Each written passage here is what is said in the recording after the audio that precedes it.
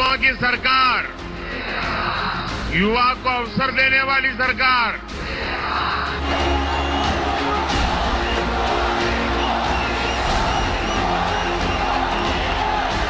आपके एक वोट ने आर्टिकल 370 को जमीन के भीतर दफना दिया। मोदी की जीत वाली गारंटी दक्षिण से ही पूरी होगी। मोदी के 400 पार वाला टारगेट दक्षिण से ही अचीव होगा। शायद यही वजह है कि पीएम मोदी मिशन दक्षिण को लेकर लगातार एक्टिव दिखाई दे रहे हैं। एक बार फिर प्रधानमंत्री मोदी 2 दिनों के दौरे पर आज कर्नाटक पहुंच रहे हैं, जहां पीएम आज और कल कर्नाटक के तूफानी दौरे पर हैं। आज वो 5 जिलों में सार्वजनिक बैठकों को संबोधित करेंगे। लोकसभा चुनाव के लिए अपने प्रत्याशियों के लिए जनता से आशीर्वाद मांगेंगे। चुनाव का वक्त है। मिशन दक्षिण के साथ ही पीएम मोदी हर जगह चुनाव प्रचार कर रहे हैं। शनिवार को पीएम महाराष्ट्र के दौरे पर थे, जहां कोल्हापुर में पीएम मोदी उद्धव ठाकरे पर जमकर बरसे। जो डीएमके पार्टी,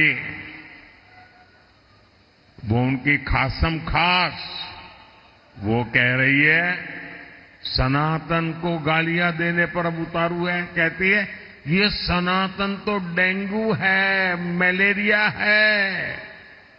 और जो लोग सनातन के विनाश की बात करते हैं, उन्हें इंडी अगाड़ी के लोग महाराष्ट्र बुलाकर उनका सम्मान करते हैं। ये दृश्य देख करके मुझे तो सोचता हूं बाला साहब के ऊपर कितनी बीती होगी। इंडी अगाड़ी वोट बैंक की राजनीति में इतना गिर गया है कि शिवाजी महाराज की धरती पर ये औरंगजेब को मानने वालों से जाकर के मिल गए हैं। मोदी अपने मिशन 400 पार के तहत ताबड़तोड़ दौरे कर रहे हैं। महाराष्ट्र के कोल्हापुर के बाद पीएम गोवा पहुंचे, जहां कांग्रेस को जमकर घेरा और कांग्रेस के इरादे सबको बता दिया। हमारी अप्रोच तुष्टीकरण की नहीं, हमारी अप्रोच संतुष्टीकरण की है। पिछले 10 वर्षों में इतना सब कुछ हुआ है, लेकिन मोदी चैन से बैठता नहीं है। लोग परेशान हो जाते हैं, मोदी जी इतना दौड़ते क्यों हो? मोदी मौज करने के लिए पैदा नहीं हुआ है। मोदी दिन रात आपके सपनों को जीता है। आपके सपने ही मोदी के संकल्प है, और इसलिए मेरा पल पल आपके नाम, मेरा पल पल देश के नाम।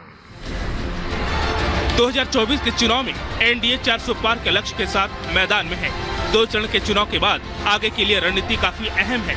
ऐसे में हर राज्य और प्रदेश की अहमियत पीएम बखूबी जानते हैं, जिसे देख पीएम ने गोवा से एक नया नारा दिया। मैं जरा एक दूसरा नारा बुलवाता हूं आपसे। मैं बोलूंगा, लेकिन अब आपको बोलना है फिर एक बार, ठीक है? गरीबों की सरकार, एससी, एसटी, ओबीसी की सरकार, युवा को अवसर देने वाली सरकार, महिलाओं को सुविधा देने वाली सरकार, फिशरमैन को समर्पित सरकार, टूरिज्म को बढ़ावा देने वाली सरकार, किसानों का कल्याण करने वाली सरकार, भारत को आधुनिक बनाने वाली सरकार।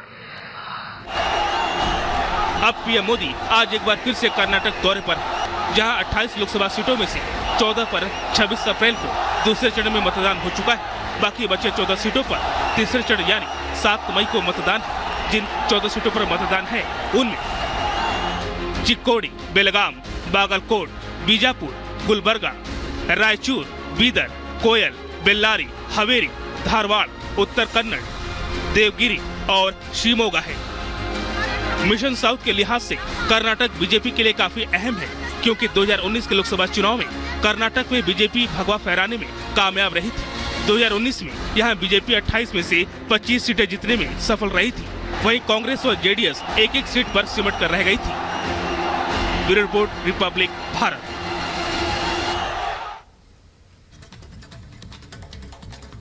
तो कोई भी पार्टी कोई कोर कसर नहीं छोड़ना चाहती है। 2024 के चुनावी अभियान में चुनाव प्रचार करने के लिए आज भी कई बड़े दिग्गज नेता चुनावी मैदान में उतरने वाले हैं। 1 मिनट में आपको पूरी खबर दिखाते हैं। 2024 का चुनावी किला फतेह करने के लिए बीजेपी पूरी तरह कमर कस चुकी है। 2 चरणों के बाद अब बारी तीसरे चरण की है, जिसके लिए बीजेपी के तमाम दिग्गज नेता लगातार मैदान में हैं, चुनाव प्रचार कर रहे हैं, जनता से आशीर्वाद मांग रहे हैं। आज की बात करें तो गृह मंत्री अमित शाह 80 के 80 किला फतेह करने के लिए उत्तर प्रदेश दौरा पर रहेंगे। कासगंज, मैनपुरी, इटावा और कानपुर में जनसभा को अमित शाह संबोधित करेंगे। इसके साथ ही पार्टी अध्यक्ष नड्डा की बात करें तो वो वेस्ट बंगाल और ओडिशा के दौरे पर रहेंगे। ओडिशा के गंज में सार्वजनिक बैठक को संबोधित करेंगे। इसके बाद नवरंगपुर में पार्टी प्रत्याशियों के लिए वोट मांगेंगे। उत्तर प्रदेश के मुख्यमंत्री योगी आदित्यनाथ भी लगातार चुनावी सभाओं को संबोधित कर रहे हैं। सीएम योगी आज यूपी के बरेली, बदायूं और एटा में रैली करेंगे। जनता से वोट की अपील के साथ प्रत्याशियों के लिए जीत का आशीर्वाद मांगेंगे। Bureau report, Republic Bharat.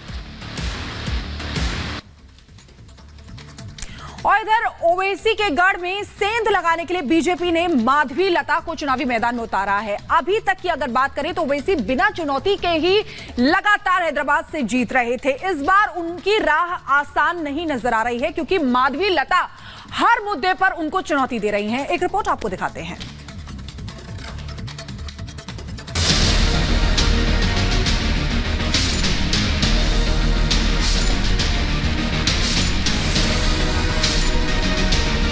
देश में दूसरे दौर का चुनाव खत्म हो चुका है। अब तैयारी तीसरे चरण की है, लेकिन इन चर्चाओं का केंद्र बना हुआ है हैदराबाद, जहां मुकाबला ओवैसी और माधवी लता के बीच है। दक्षिण में दम दिखाने की कोशिश में जुटी बीजेपी के लिए माधवी फायर ब्रांड नेता के तौर पर उभर रही हैं, जो ओवैसी को उनके गढ़ में चुनौती दे रही हैं। हैदराबाद में बीफ को लेकर बयानबाजी भी थमने का नाम नहीं ले रही है। ओवैसी का ये वीडियो आया था, जहाँ वो एक दुकानदार को कहते सुने गए थे कि काटते रहो।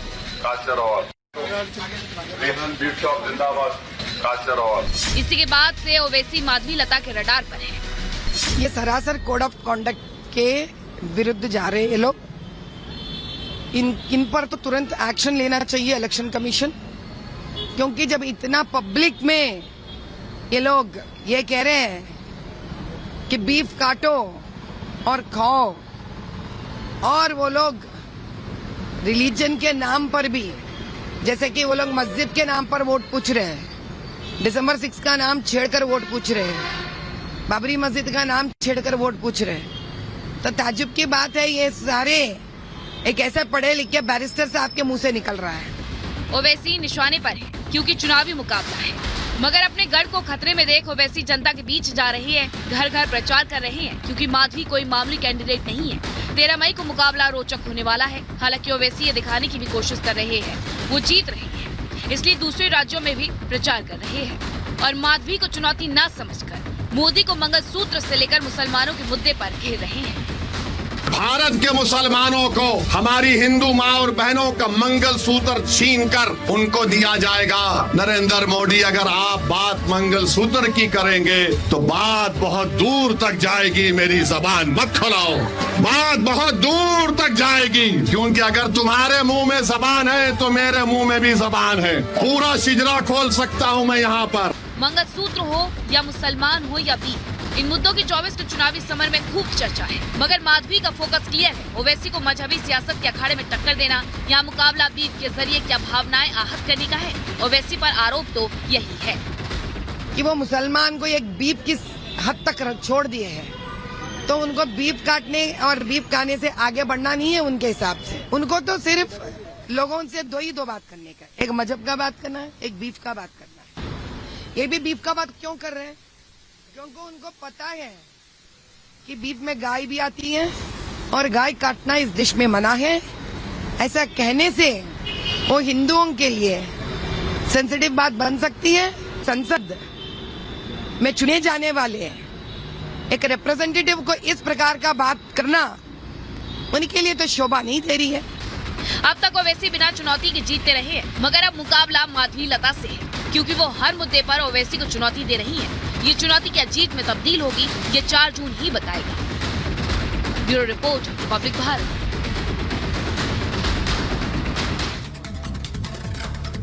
और इधर अमेठी और रायबरेली में भी सियासी माहौल गर्म है। वहां पर राहुल और प्रियंका गांधी में की उम्मीदवारी पर मल्लिकार्जुन खड़गे फैसला लेंगे। एक रिपोर्ट आपको दिखाते हैं।